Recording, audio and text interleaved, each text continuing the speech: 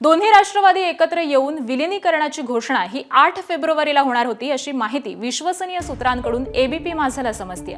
अपघातापूर्वी अजित पवार आणि शरद पवारांची चर्चा झाली होती अशी ही माहिती समोर येते। तर या चर्चेमध्ये एकत्र येण्यासंदर्भात निर्णय झाला होता अशी विश्वसनीय सूत्रांची माहिती आहे। दोन्ही पवारांच्या चर्चेनंतर दोन्ही पक्षाच्या मोठ्या नेत्यांच्या भेटी आणि चर्चा झाल्या होत्या आणि त्यामध्ये पुढील चर्चा झाली होती अशी ही माहिती समजते। तर 8 फेब्रुवारीला या सगळ्या संदर्भामध्ये घोषणा होणार होती अशी देखील माहिती ही आता समजते।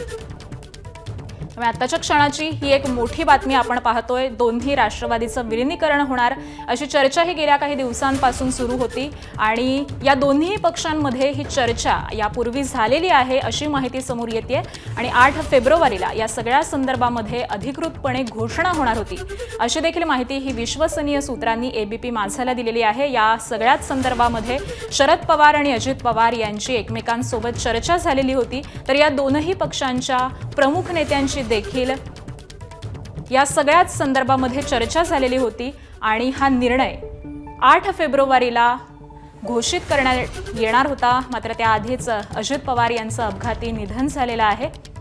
त्यामुळे आता यापुढे राजकारणामध्ये नेमकं काय घडतं हे पाहणं महत्त्वाचं ठरणार आहे। परंतु राष्ट्रवादीचं विलिनीकरण होणार यावरती जवळपास शिक्कामोर्तब झालेला होता अशी माहिती विश्वसनीय सूत्रांकडून कळते। एबीपी माझा, उघडा डोळे बघा नीट।